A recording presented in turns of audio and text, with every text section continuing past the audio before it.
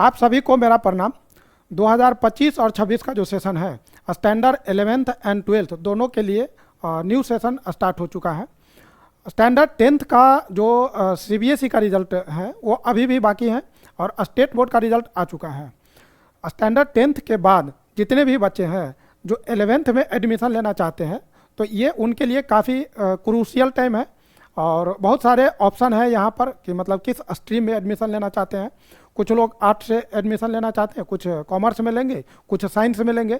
और साइंस में लेंगे तो या तो मैथ्स लेंगे, नहीं तो बायो लेंगे। तो ये सारे ऑप्शन हैं। अब यहाँ पर बच्चों के साथ बहुत बड़ी परेशानी होती है कि बहुत सारे ऐसे बच्चे हैं जिनको ये सही तरीके से सिलेबस पता नहीं होता है और मतलब लेना कुछ रहता है, ले कुछ और लेते हैं।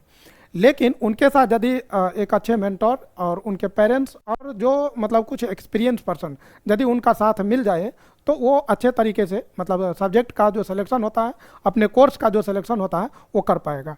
तो ऐसे मौके पर मतलब पेरेंट्स से भी रिक्वेस्ट रहेगा और यदि उनके कोई ट्यूटर वगैरह हैं, टीचर हैं, मेंटोर्स हैं, तो उसके हेल्प से मतलब जो भी कोर्स वो लेना चाहेंगे उनके एबिलिटी के अकॉर्डिंग वो कोर्स यदि लेंगे तो वो ज़्यादा मतलब बेहतर माना जाएगा। यहाँ पर इस लेक्चर में हम जो स्टैंडर्ड 11th का मैथमेटिक्स का सिलेबस है और इसमें जो कंपटीशन और बोर्ड, इस दोनों में मैथमेटिक्स का क्या सिलेबस है, कौन कौन से बुक्स पढ़ना है, क्या टॉपिक्स हैं, इन सारी बातों को मतलब काफ़ी ध्यानपूर्वक और काफ़ी डेप्थ में एनालिसिस किया है और इन्हीं पे मतलब डिस्कस करेंगे। क्योंकि बहुत सारे बच्चों को ये भी नहीं पता होता है कि कौन से बुक पढ़ना है। और 11th इनफैक्ट मैंने कई सारे ऐसे बच्चों को मैंने देखा है जो 11th और 12th पूरा पढ़ लेता है, फिर बाद में लास्ट में जाकर के पता चलता है कि कंपटीशन के लिए ये बुक पढ़ना था और मैंने ये नहीं पढ़ा है। बहुत सारे बच्चे बुक का नाम तक भी नहीं जानते हैं कि ये बुक उनको पढ़ना चाहिए था। तो इसीलिए मतलब मेरे दिल में था क्यों नहीं एक प्लेटफॉर्म पर जितने भी बुक्स हैं अवेलेबल हैं और जो रिसोर्सेज हैं वो मतलब डिस्कस कर दिया जाए और जिनका जो एबिलिटी है उनके अकॉर्डिंग मतलब वो बच्चा उस बुक्स को पढ़ सकता है। सारे बच्चे एक साथ इस बुक को नहीं पढ़ सकते, उसमें टाइम टेकिंग प्रोसेस है और मतलब समझने के ऊपर भी है।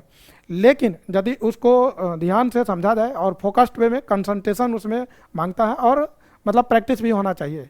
यदि उनके पास करेज है और मतलब डिस्कशन बेहतर तरीके से हो रहा है और मतलब यदि ऐसा एनवायरनमेंट मिल रहा है कि मतलब बेहतर तरीके से वो डिस्कस कर सके, तो ये उनके लिए बुक्स काफ़ी हेल्पफुल रहेगा। अब यहाँ पर बात आती है कि बुक्स बोर्ड के लिए अलग होता है, कंपटीशन के लिए अलग होता है। तो कुछ बच्चे बोर्ड पे फोकस करते हैं, वो चाहते हैं कि बोर्ड निकल जाए फिर कंपटीशन सोचूंगा। कुछ बच्चे कंपटीशन पे फोकस करते हैं डायरेक्ट, कुछ बच्चे दोनों पे फोकस करते हैं। तो जिनका जो एबिलिटी है उनके अकॉर्डिंग मतलब ये स्टेप्स लेना चाहिए। यदि कंपटीशन और बोर्ड दोनों साथ में लेकर चला जाए तो वो ज़्यादा बेटर माना जाएगा। क्योंकि जिस समय 12th बोर्ड का एग्ज़ाम होता है, कंपटीशन जैसे जेई मेन, यदि आप मैथमेटिक्स ले रहे हैं, जो भी बच्चे साइंस स्ट्रीम में मैथमेटिक्स लेंगे तो उनका पेपर मतलब जेई मेन का जो पेपर होगा, पहला जो अटेम्प्ट होता है, फर्स्ट अटेम्प्ट, 2 अटेम्प्ट है फर्स्ट एंड सेकेंड। तो फर्स्ट अटेम्प्ट जो होगा वो 12th बोर्ड के जस्ट बिफोर, 1 महीना पहले मतलब एग्ज़ाम होने से जस्ट पहले होता है। और दूसरा अटेम्प्ट जो होगा वो एग्ज़ाम के जस्ट बाद। तो ना तो मतलब एग्ज़ाम के जस्ट बाद उतना टाइम मिलता है कि ठीक से सिलेबस पढ़ सके और उसे पहले भी नहीं मिल पाता है। इसीलिए यदि आप अभी से करते हैं मतलब स्टार्टिंग से 11th से करते हैं तो 11th और 12th होते होते बोर्ड प्लस कंपटीशन यदि आपके पास कंसिस्टेंसी रहे और मतलब काफ़ी डेप्थ में एनालिसिस करते चले जाए तो बहुत बेहतर तैयारी हो सकता है और बोर्ड एंड कंपटीशन दोनों ही बेहतर तरीके से मतलब अच्छा परफॉर्म करके निकाला जा सकता है। तो आइए हम इसको देखते हैं, टॉपिक को आगे बढ़ाते हैं। जैसा कि आप देख पा रहे हैं कि books for board and competitive exam, फिर इसका सिलेबस, और ये सेशन हमारा 2025 और 26। मेरा लास्ट लेक्चर 12th बोर्ड का जो सैम्पल क्वेश्चन पेपर था उसका डिस्कशन था। उसके बाद हम मतलब लेक्चर रुका हुआ था और इस बीच में मैंने 11th और 12th का जो नया सेशन है उसके लिए पीपीटी डिज़ाइन कर रहे थे, और उस पीपीटी डिज़ाइन करने में काफ़ी ज़्यादा टाइम लगा है, काफ़ी ज़्यादा इन्वेस्टमेंट हुआ है, और इसमें चाहते तो दूसरे लोगों से भी करवाया जा सकता था, लेकिन जब तक खुद मतलब मेरा सेटिस्फैक्शन नहीं होता है तब तक हम उसको छोड़ते नहीं हैं। तो इस बार मतलब सिलेबस काफ़ी बेहतर तरीके से, ताकि 11-12 का जितने भी मैथमेटिक्स हैं और जितना भी उसमें टॉपिक्स हैं वो सारे टॉपिक्स को और जो भी बुक्स अवेलेबल है सबको डिस्कस किया जाएगा। और नो डाउट इस बार जो सिलेबस डिस्कशन होगा तो कंप्लीट सिलेबस डिस्कशन होगा। इसके अलावा मतलब मेरा कुछ पर्सनल काम भी था जिसके कारण भी थोड़ा डिले हुआ है, बट इस बार अभी जो नया सेशन स्टार्ट होने वाला है तो उसमें काफ़ी बेहतर तरीके से और मतलब जो भी सिलेबस है बोर्ड का एंड कंपटीशन का दोनों लेकर के हम लोग आगे बढ़ेंगे।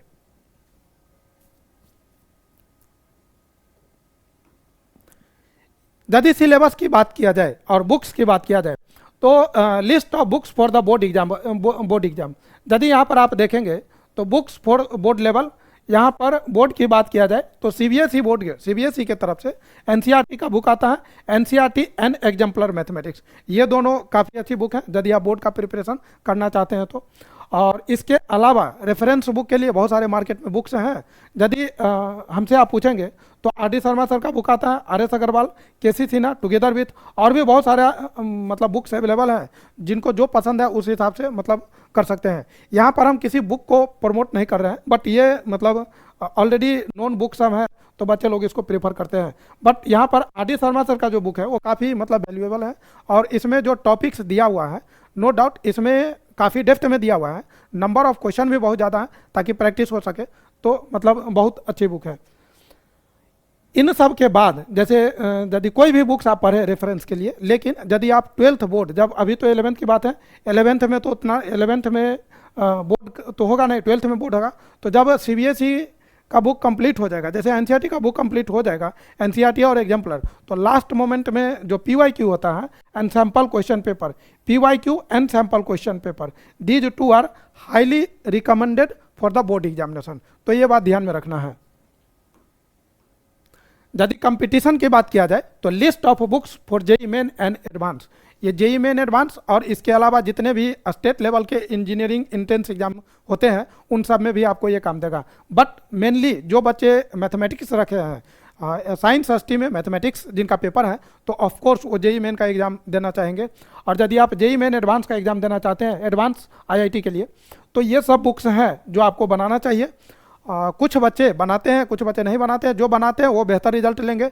और ये बुक्स ऐसे हैं जो हर एक टॉपिक वाइज, मतलब टॉपिक पे भी आप अलग अलग मास्टर मतलब इन डेप्थ नॉलेज लेने के लिए आप इसका हेल्प ले सकते हैं।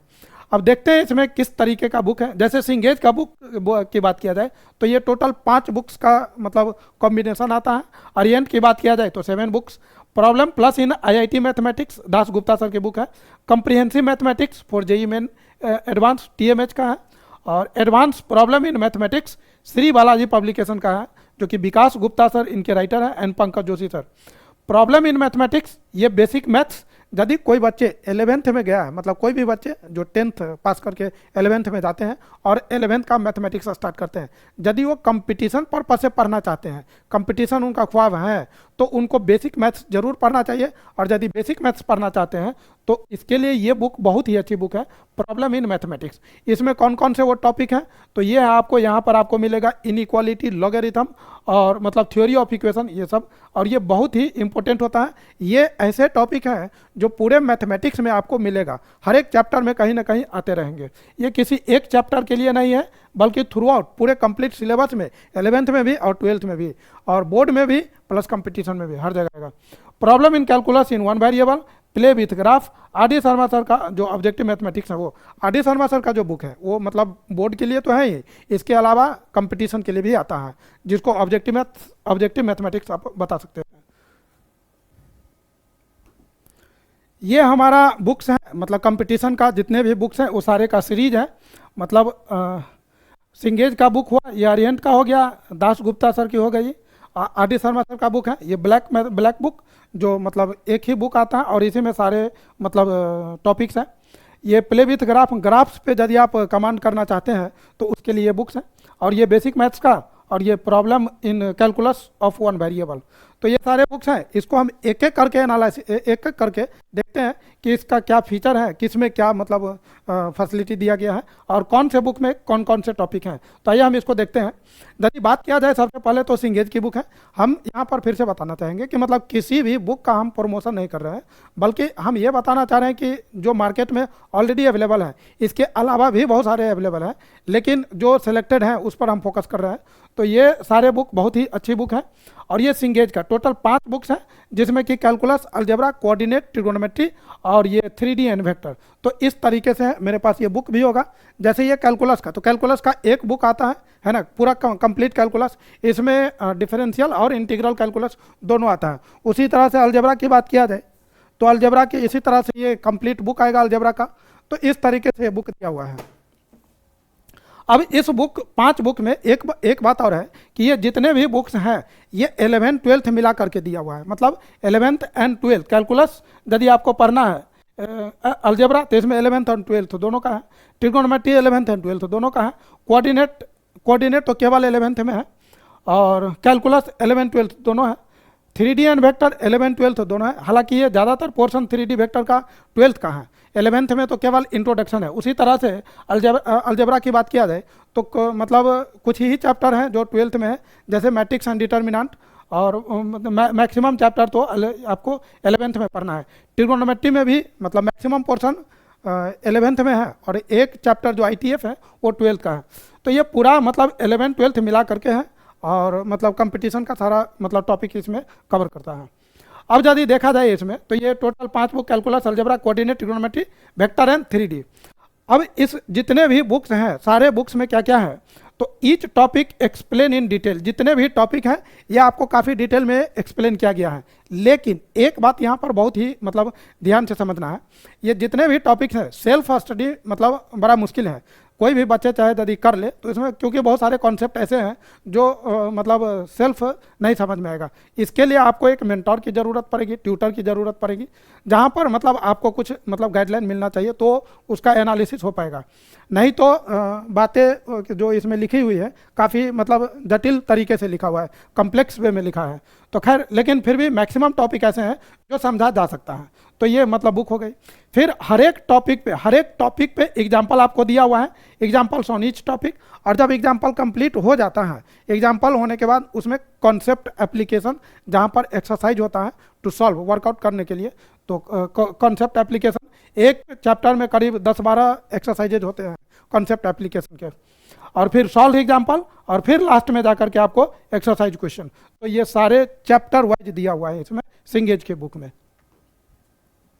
नेक्स्ट यदि बात किया जाए तो ये अरिहंत की बुक है और इसमें टोटल 7 बुक्स का सीरीज आता है। इसमें यदि बात किया जाए तो calculus, algebra, coordinate, trigonometry, vector and 3D, coordinate geometry है ना, डिफरेंस। अभी इसमें देखिए कैलकुलस का 2 बुक मतलब आ गया है, differential calculus and integral calculus. ये कुछ इस तरीके से आता है। यदि बात किया जाए तो जैसे ये इंटीग्रल, ये डिफरेंशियल कैलकुलस हुआ, मतलब डिफरेंशियल कैलकुलस इधर हो गया, और इंटीग्रल कैलकुलस। इसमें आपको 3 चैप्टर मिलेंगे, definite integral, indefinite integral, area under curve और डिफरेंशियल इक्वेशन। अब बाकी इसमें मतलब मिलेगा।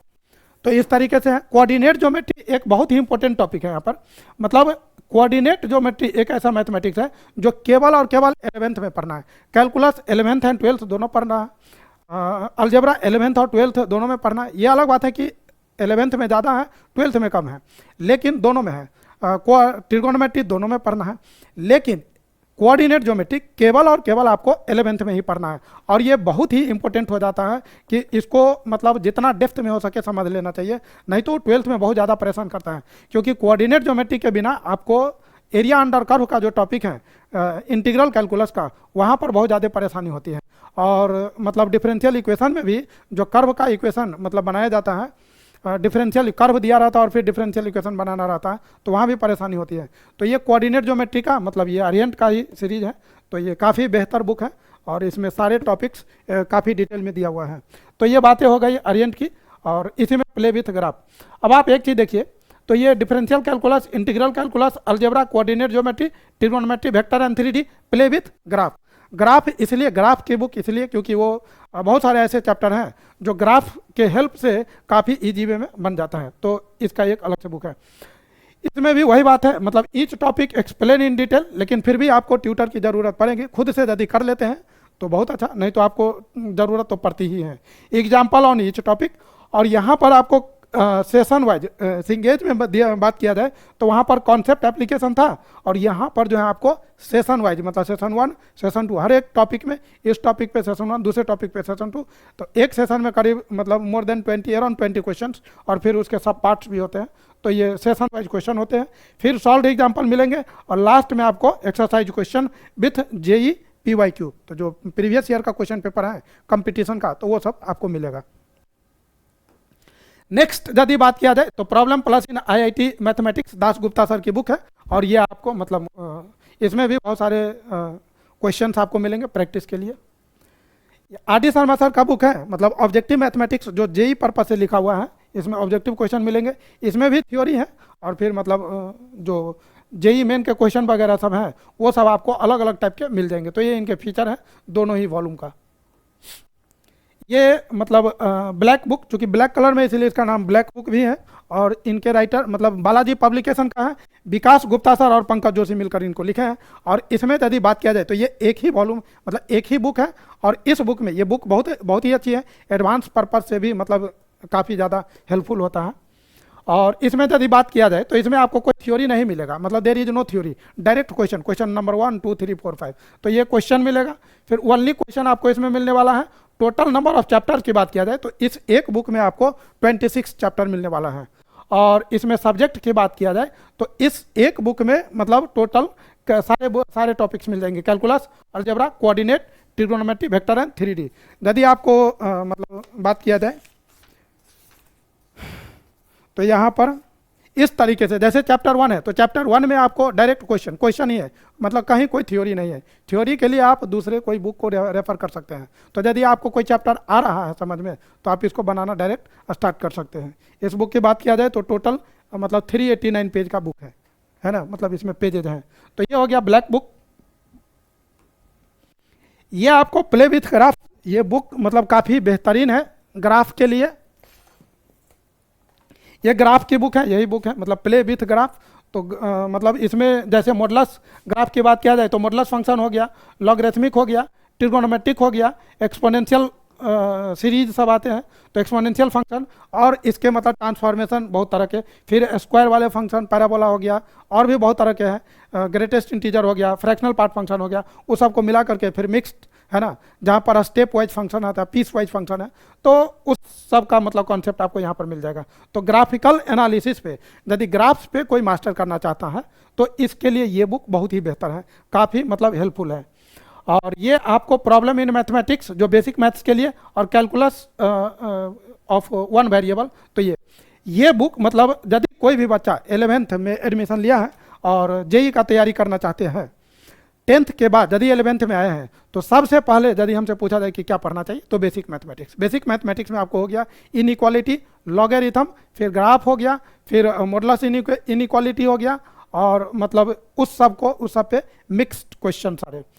इस बुक को पढ़ने से आपको क्या क्या कमांड हो सकता है, तो बेसिक मैथ्स के ये जो टॉपिक है, इनइक्वालिटी, लॉगरिथम, मॉड्यूलस और थ्योरी ऑफ इक्वेशन पे आपको मास्टर हो जाएगा। यदि आप ये बना लिए तो इस बुक में मतलब अराउंड मतलब मोर देन 3000 क्वेश्चन है, काफ़ी मतलब छोटा छोटा क्वेश्चन लिखा रहता है, मतलब बुक तो देखने में बहुत ही छोटा है, बट इसमें कंटेंट, इसमें जो क्वेश्चंस है, नंबर ऑफ क्वेश्चंस ये बहुत ज़्यादा है। तो मतलब अभी भी जैसे जो बच्चे ऑफलाइन में हैं तो उनके लिए मतलब रिकमेंड कर देते हैं। और मतलब ये सबसे पहला टॉपिक है जो पढ़ना चाहिए, ये काफ़ी हेल्पफुल है। और इसके बाद ही कोई मतलब एनसीईआरटी सब यदि देखेंगे तो एनसीईआरटी में ये सब नहीं, वहाँ पर तो एनसीईआरटी हो या कोई आर्यसवाल का बुक हो या RD शर्मा या कोई अदर रेफरेंस बुक देखेंगे तो उसमें आपको सेट थ्योरी या कुछ और मतलब इस तरीके से स्टार्ट होता है। बेसिक मैथ्स एक ऐसा मैथमेटिक्स है जो पूरे सिलेबस में, throughout the syllabus, 11th 12th and competition हर जगह वो ज़रूरत पड़ता है। और ये सब ऐसा टॉपिक है जिससे मतलब कम्पिटिटिव लेवल का क्वेश्चन काफ़ी मतलब बेहतरीन तरीके से और बेहतर क्वेश्चन बनता है। तो इसीलिए मतलब ये सीखना चाहिए। तो मतलब ये था प्रॉब्लम इन मैथमेटिक्स। इसके बाद कुछ बच्चे जो हैं मतलब ओलंपियाड में भी इंटरेस्ट रखते हैं, और बहुत सारे बच्चे जो जेई मेन के बाद जेई मेन को के अलावा जैसे स्टेट लेवल का एग्ज़ाम देते हैं, लेकिन एक ऐसा भी एग्ज़ाम है जैसे आईएसआई का एग्ज़ाम होता है, इंडियन स्टैटिस्टिकल इंस्टीट्यूट, उस एग्ज़ाम के लिए मतलब ऑल ओवर इंडिया में ओनली 40 सीट्स हैं, केवल 40 सीट हैं, पूरे इंडिया से 40 बच्चे का ही सिलेक्शन होता है, और इसका एग्ज़ाम काफ़ी टफ होता है, समझे। तो उसमें जो क्वेश्चन आते हैं उसका कॉन्सेप्ट बहुत हद तक इस बुक से मतलब ओलंपियाड से मिलता जुलता रहता है, तो यहाँ का कॉन्सेप्ट भी वहाँ पर, और फिर ओलंपियाड के पर्पज से IOQM का जो ये बुक है वो बहुत ही बेहतर बुक है, इस पर प्रैक्टिस कर सकता है बच्चा और मतलब अपने स्किल को डेवलप कर सकता है। तो ये दो बुक भी बहुत ही अच्छी बुक है। तो ये सारे बुक्स का कलेक्शन था जो मैंने मतलब बताया, और जो लोग पढ़ना चाहते हैं तो शुरू से यदि इस पर फोकस करें तो मतलब अपना टाइम को यूटिलाइज कर सकता है और काफ़ी ज़्यादा मतलब नॉलेज इस बुक से, इन सारे बुक से गेन कर सकता है। इस बुक को पढ़ने में काफ़ी ज़्यादा टाइम लगेगा, मतलब टाइम टेकिंग है, क्योंकि सिंगेज का ही यदि बुक पढ़ा जाए तो 5 वॉल्यूम है, और वो भी 11-12 दोनों का, तो लास्ट मोमेंट में पढ़ने से तो नहीं होगा। यदि आप रियली में नॉलेज लेना चाहते हैं तो ऑफकोर्स पहले से शुरू करना होगा, और जितना एडवांस तैयारी रहेगा उतना बेहतर माना जाएगा। तो ये था मतलब सारे बुक्स का। अब चूंकि हम इस चैनल पे, मेरे चैनल पे जो अभी सीरीज चलेगा, तो उसमें RD शर्मा सर का जो बुक है उसको लेकर के पिछले साल भी मैंने डिस्कस किया था, 2024-25 का जो सेशन था उसमें हम मतलब 12th का हाफ ऑफ द सिलेबस मैंने कवर किया था। लेकिन इस बार आपको 11th एंड 12th दोनों ही क्लास का और कंप्लीट एनालिसिस होगा, सारे चैप्टर्स का होगा। तो यदि RD शर्मा सर के बुक के बारे में बात किया जाए तो 11th में 2 वॉल्यूम, वॉल्यूम 1 एंड वॉल्यूम 2, अभी नया वाला जो बुक्स आ रहा है उसमें 3 वॉल्यूम है, MCQ का एक अलग से कर दिया गया है। तो खैर ये 2 वॉल्यूम की बात हो रही है, टोटल आपको 31 चैप्टर्स है इसमें, है ना। तो यहाँ पर 31 चैप्टर्स, और बात किया जाए कि 11th में इसमें कौन कौन से पढ़ना है, मतलब क्या क्या टॉपिक्स हैं, तो कैलकुलस पढ़ना है, अलजेब्रा पढ़ना है, कोऑर्डिनेट पढ़ना है, ट्रिग्नोमेट्री पढ़ना है। कैलकुलस का मतलब अराउंड 15 चैप्टर्स हैं, तो इसमें आपको 11th में केवल और केवल 3 चैप्टर हैं, एक फंक्शन है, लिमिट है, डेरिवेटिव है। 12th का जो कैलकुलस है उसमें फंक्शन फिर से पढ़ना है, लेकिन 11th में जो फंक्शन है उसके आगे का पोर्शन है, तो वहाँ पर types of the function, classification of the function, और उसके आगे का पोर्शन पढ़ना है। यहाँ पर फंक्शन का बेसिक पढ़ना है। इसके बाद जो 12th में सिलेबस स्टार्ट है कैलकुलस का, तो continuity and differentiability. Continuity and differentiability तभी समझ में आएगा जब बच्चे लिमिट को जानता होगा। यदि वो लिमिट नहीं पढ़ा होगा तो फिर कंटिन्यूटी और डिफरेंशियबिलिटी में काफ़ी ज़्यादा परेशानी आ सकती है। इसीलिए 11th का जो ये टॉपिक है ये बहुत ही इंपॉर्टेंट टॉपिक है कैलकुलस का, इसको मतलब बेहतर तरीके से पढ़ना चाहिए। अलजेब्रा का मैक्सिमम पोर्शन मतलब यहाँ पर 11th में है।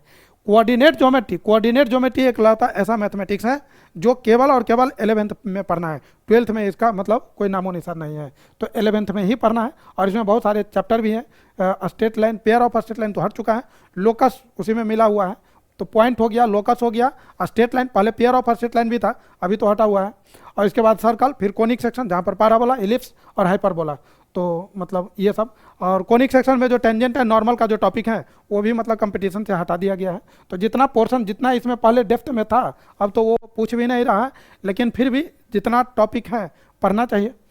ट्रिग्नोमेट्री का मैक्सिमम चैप्टर आपको 11th में ही है। एक चीज़ यहाँ पर हम बताना चाहेंगे कि 11th में जो ट्रिग्नोमेट्री है वो 12th में बहुत काम का है, क्योंकि 11th का यदि वो ट्रिग्नोमेट्री नहीं समझ पाया तो 12th में विश्वास करिए 12th में आपको बहुत प्रॉब्लम होने वाली है, क्योंकि 12th में जो इंटीग्रेशन स्पेशली डिफरेंशिएशन में भी है, बट इंटीग्रेशन में खास करके जो ट्रांसफॉर्मेशन फार्मूला पे जो इंटीग्रेशन आता है, फिर मल्टीपल एंड सब मल्टीपल का जो क्वेश्चन आता है, और कंपाउंड एंगल का, ये सब पे जब इंटीग्रल क्वेश्चन आता है तो काफ़ी ज़्यादा परेशानी होती है बच्चों को, क्योंकि यहाँ पर इसको कमांड नहीं रहता है, तो मजबूरी में वहाँ पर वो चैप्टर उस इंटीग्रेशन का जो क्वेश्चन होता है वो ड्रॉप करना पड़ता है, और छोड़ते छोड़ते मतलब इंटीग्रेशन के मैक्सिमम पोर्शन छूट जाता है।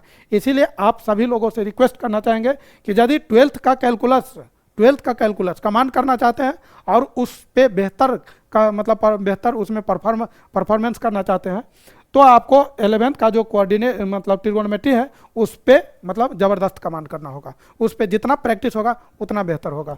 तो ये ट्रिग्नोमेट्री है। चूंकि आर डी शर्मा सर के मतलब बुक की बात हो रही है, तो इसमें यदि बात किया जाए मैथमेटिक्स का, ये 11th की बात हो रही है यहाँ पर, ये 11th की बात किया जाए, 11th का वॉल्यूम 1, तो क्या क्या है तो आप देख लीजिए, सेट है, relation, function, measure of angle, ये सब ट्रिगोनोमेट्री का है। यदि ट्रिगो की ही बात किया जाए तो 4, 5, 6, 7, 8, 9 है ना, 10, मतलब यहाँ से लेकर 4 से लेकर के 10 तक ये सारे 7 चैप्टर जो हो गया पूरा ट्रिगो हो गया। और फिर इधर ये तो वॉल्यूम 1 में इतने हैं। और फिर वॉल्यूम 2 की बात किया जाए तो वॉल्यूम 2 में आपको कोऑर्डिनेट ज्योमेट्री पूरा, Cartesian system, straight line, the circle, parabola, ellipse, hyperbola, ये कॉनिक सेक्शन, तो यहाँ से यहाँ तक लेकर के मतलब ये पूरा कोऑर्डिनेट ज्योमेट्री। इंट्रोडक्शन 3D का ही पार्ट है, मतलब थोड़ा सा है इंट्रोडक्शन, मतलब क्या होता है 3D वो है, बाकी का 3D आपको 12th में, और 12th में 3D बहुत ही मतलब वैल्यूएबल इंपॉर्टेंट टॉपिक माना जाता है। और कंपटीशन पर्पस से भी 3D वेक्टर का क्वेश्चन जरूर आता है। लिमिट ये बहुत ही इंपॉर्टेंट है, जैसे 12th के पर्पस से, 11th में तो है ही, लेकिन 12th का जो चैप्टर है वहाँ पर जो कंटिन्यूटी और डिफरेंशिबिलिटी है, तो इसके बिना वो पढ़ना बहुत मुश्किल है, तो ये सीखना ही पड़ेगा।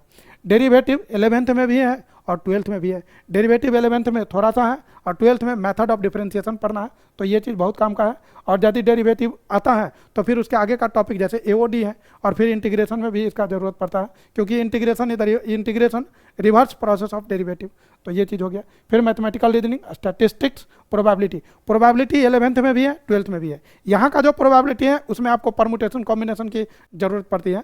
और 12th में जो प्रोबेबिलिटी है तो वो मतलब इसके आगे का पोर्शन है, वहाँ पर पढ़ना है कंडीशनल प्रोबेबिलिटी, फिर मतलब multiplication theorem, and then Bayes theorem, और फिर law of total probability. Bayes theorem के लिए लॉ ऑफ टोटल प्रोबेबिलिटी की आपको जरूरत पड़ेगी। तो ये सारे टॉपिक मतलब वॉल्यूम 2 का है, और ये मतलब हो गया। तो इस तरीके से आपको 11th का जो सिलेबस था ये मैंने बताया, और जो बुक्स मैंने डिस्कस किया वो केवल 11th का नहीं था, बल्कि 11th एंड 12th दोनों मिला करके और कंपटीशन पर्पस से भी था। तो जो बच्चे बोर्ड को साथ में ले करके चलना चाह रहे हैं तो उनको ज़रूर कंपटीशन मतलब पढ़ लेना चाहिए अभी से। और यदि वो नहीं कर पा सकते हैं तो फिर मतलब जो बोर्ड का सिलेबस है उसको एनसीईआरटी और एग्जाम्पलर को देखते हुए यदि वो हो सकता है तो रेफरेंस बुक में कोई भी मार्केट में ले करके और उसको पढ़ा जा सकता है। तो आज का कॉन्सेप्ट यहीं पर रोकते हैं और मिलेंगे नए लेक्चर में नए कॉन्सेप्ट के साथ। तब तक के लिए आप सभी को बहुत बहुत धन्यवाद एंड जय हिंद।